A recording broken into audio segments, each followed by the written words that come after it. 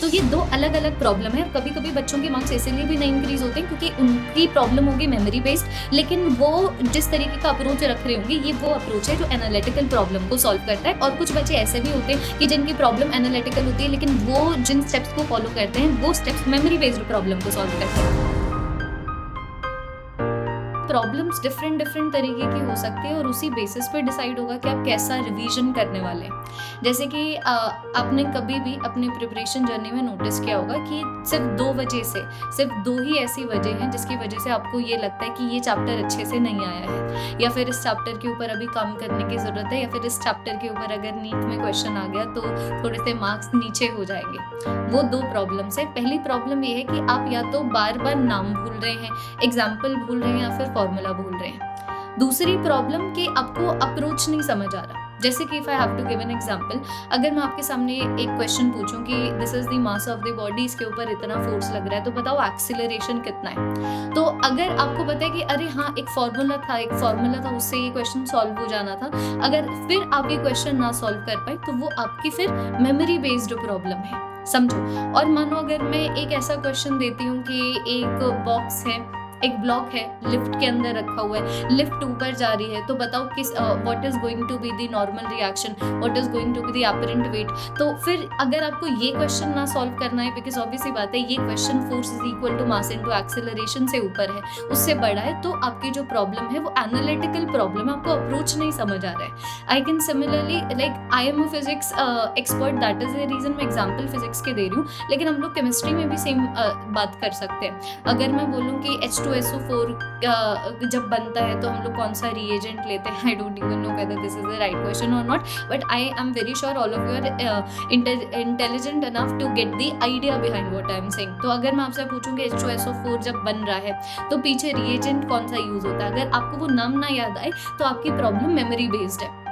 लेकिन मानो अगर मैं आपको बोलूं कि H2SO4 अगर 5 स्टेप्स में बन रहा है, पांचों के पांचों स्टेप्स लिखो along with each and everything explaining all the 5 steps, तो अगर वो ना आए तो आपकी एनालिटिकल प्रॉब्लम है। तो ये दो अलग अलग प्रॉब्लम है और कभी कभी बच्चों के मार्क्स इसलिए भी नहीं इंक्रीज होते हैं क्योंकि उनकी प्रॉब्लम होगी मेमोरी बेस्ड, लेकिन वो जिस तरीके का अप्रोच रख रहे होंगे ये वो अप्रोच है जो एनालिटिकल प्रॉब्लम को सॉल्व करता है। और कुछ बच्चे ऐसे भी होते हैं कि जिनकी प्रॉब्लम एनालिटिकल होती है लेकिन वो जो उपाय ढूंढते हैं और जिन स्टेप्स को फॉलो करते हैं वो स्टेप्स मेमोरी बेस्ड प्रॉब्लम को सॉल्व करते हैं। इसीलिए मैंने बोला है कि बिल्कुल डिटेल वीडियो है, मैं समझाना चाहती हूँ कि how important it is to understand what is the kind of problem that you are facing, क्योंकि उसी के ऊपर डिपेंड करेगा कि आपको कौन सा सोल्यूशन लेना पड़ेगा उस प्रॉब्लम को सॉल्व करने के लिए।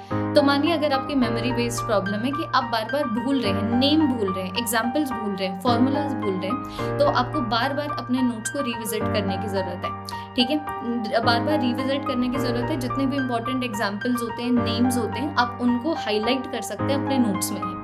लिख के बार बार प्रैक्टिस करो। लाइक जब मैं अपने एग्जाम के लिए प्रिपेयर करती थी तो I used to do the same thing. मेरे पास इतना छोटा सा एक वाइट बोर्ड होता था जिसके ऊपर ब्लैक पेन से मैं लिखती थी और फिर बाद में डस्टर से इरेज हो जाता था। So that help me so much.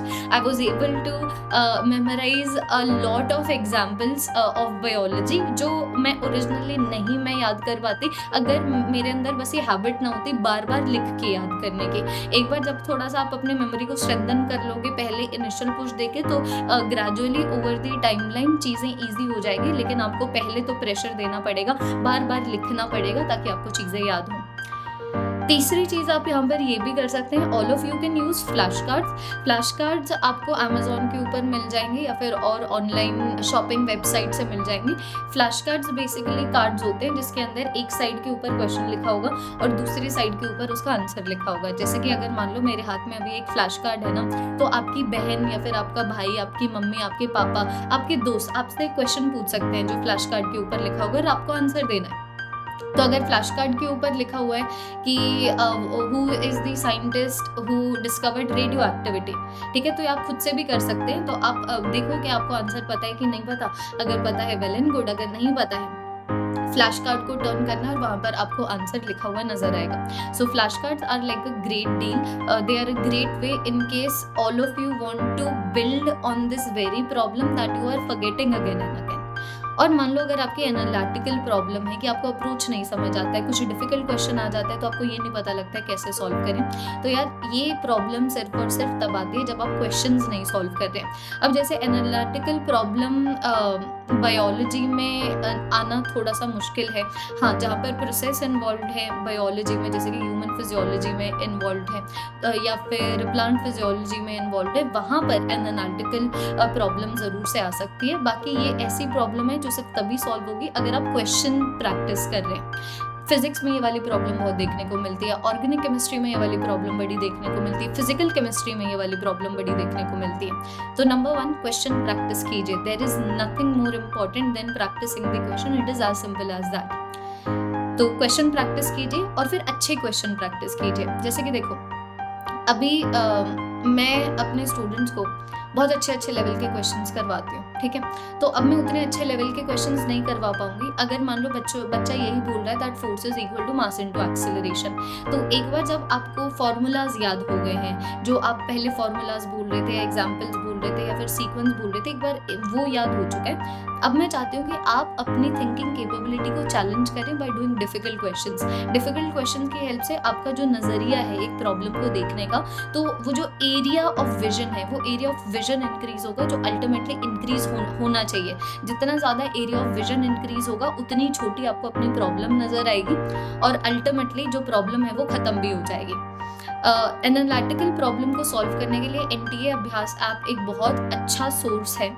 मतलब उसके अंदर क्वेश्चंस जो हैं वो कुछ ठीक है, कुछ सीधे क्वेश्चंस भी हैं, लेकिन मेजॉरिटी ऑफ द क्वेश्चंस ऐसे हैं जिसमें या तो 2 स्टेप्स में क्वेश्चन सॉल्व हो रहा है, ठीक है, या फिर कोई ऐसा एक क्वेश्चन आया है जिसके ऊपर अप्रोच बेस्ड है किसी और चैप्टर का। तो ये क्वेश्चन बड़े बढ़िया क्वेश्चन होते हैं, ये आपकी लिंकेज बढ़ाते हैं आपके दिमाग के अंदर, और वो इम्पॉर्टेंट है अगर आप फिजिक्स, ऑर्गेनिक केमिस्ट्री या फिर फिजिकल केमिस्ट्री जैसे चैप्टर्स के साथ डील कर रहे हैं। तो ये 2 तरीके की प्रॉब्लम्स हैं और उन 2 तरीके की प्रॉब्लम्स को इस तरीके से सॉल्व करना है।